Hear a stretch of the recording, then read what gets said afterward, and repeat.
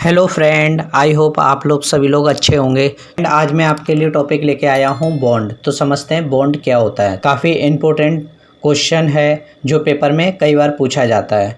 तो ये एमकॉम में पूछा जाता है। तो समझते हैं बॉन्ड क्या होता है।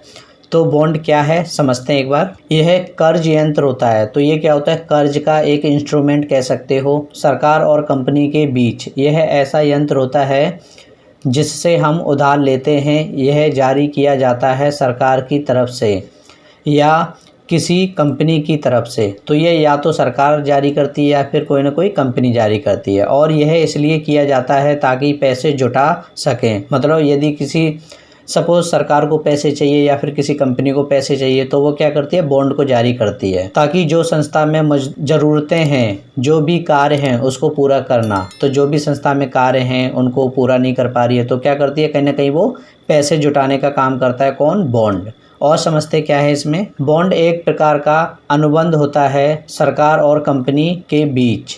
जो पैसे को उधार लेते हैं उसे उधार लेने वाला कहते हैं। तो जो पैसे उधार लेता है उसे पैसे उधार लेने वाला कहते हैं। तथा हम उनको खरीदते हैं, जो व्यक्ति खरीदते हैं उसे निवेशक कहते हैं। तो सिंपल सीधी बात है, अगर आप किसी कंपनी के शेयर या फिर कुछ भी खरीदते हैं तो एक तरह से क्या हुआ? कंपनी को पैसे की मदद हो गई और आपने कहीं ना कहीं निवेश कर दिया। तो एक तरह से आप उसके निवेशक हो जाएंगे।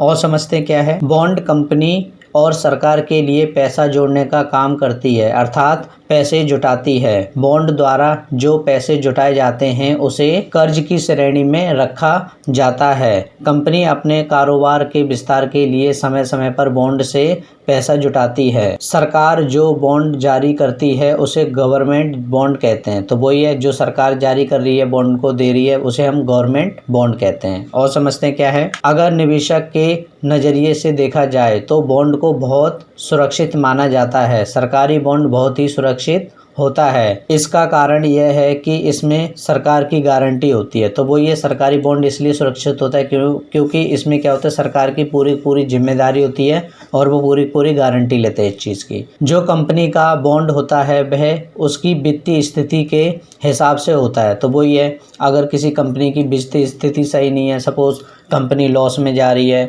और तब आप उसके बॉन्ड खरीदते हो तो कहीं ना कहीं आपके बॉन्ड डूब सकते हैं। ठीक है, तो उसकी वित्तीय स्थिति पर निर्भर करती है। यदि कंपनी की वित्तीय स्थिति अच्छी है तो बॉन्ड भी सुरक्षित है। यदि कंपनी नुकसान में चलती है तो वह सुरक्षित नहीं है। तो सिंपल आपको क्लियर हो गया होगा। कंपनी के बॉन्ड को कॉरपोरेट बॉन्ड कहा जाता है। जो ब्याज होता है वह पहले से ही निश्चित होता है, अर्थात पहले से ही निश्चित कर दिया जाता है। बॉन्ड पर ब्याज दर पहले से ही तय होती है, इसलिए इसे फिक्स रेट इंस्ट्रूमेंट भी कहते हैं।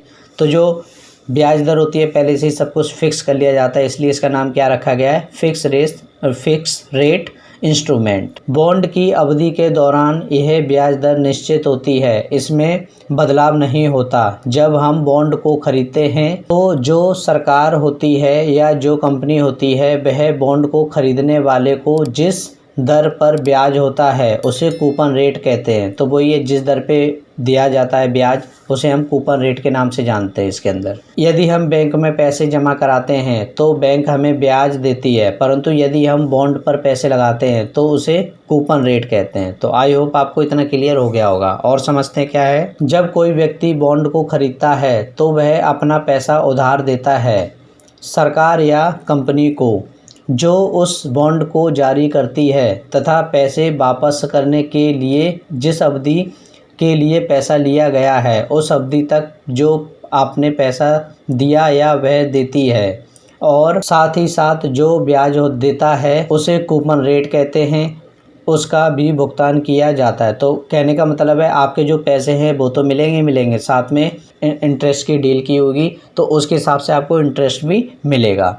जो भी आपने निश्चित किया होता है, चाहे वह महीने पर दिया जाए या साल पर या त्रैमासिक मतलब क्वार्टरली, तो ये सब इसमें आ जाता है। आगे है तो एग्जाम्पल के नज़रिए से देखते हैं। जैसे एक निवेशक है, ठीक है, वो किसी XYZ कंपनी में पैसे लगाना चाहता है। सपोज 15 लाख रुपए पैसे लगाता है शर्मा डिजिटल टेक कंपनी में 2 साल के लिए। ठीक है, तो इसने कितने साल के लिए पैसे लगाए हैं? 2 साल के लिए 15 लाख रुपए लगाए हैं। कंपनी 1 साल होने पर उस व्यक्ति को 15 लाख पैसे प्लस ब्याज दोनों को वापस करेगी। तो कंपनी 15 लाख तो देगी ही देगी, साथ में जो भी ब्याज बन रहा होगा उसका वो भी उसको पे करना पड़ेगा। तो बॉन्ड क्या है, एक तरह से फिर से इस पर नज़र डाल लेते हैं। बॉन्ड क्या है, ये स्थायी आय यंत्र होता है। तो स्थायी आय बन जाती है।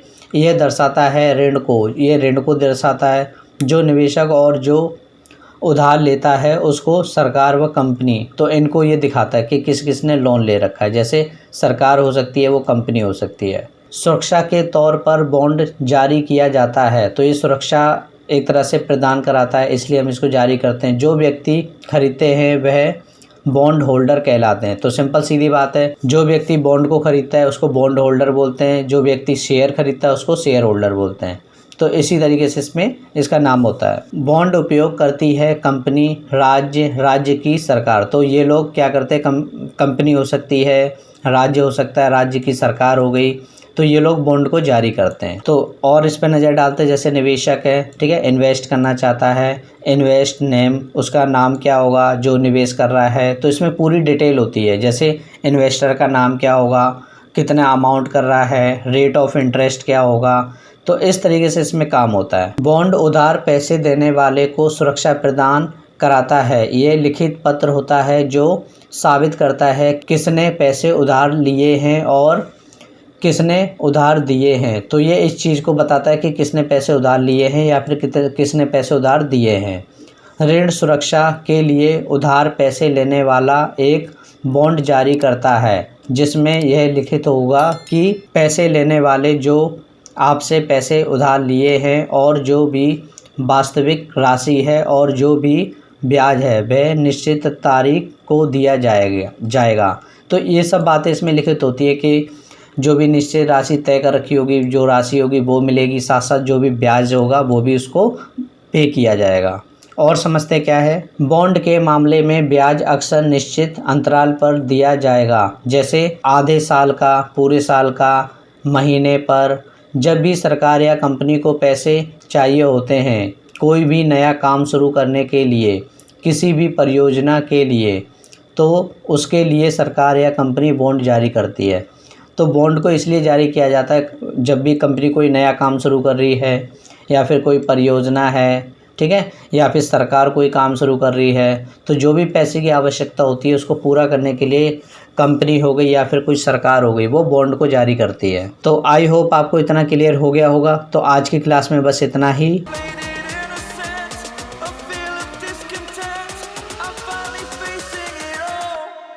Fearless.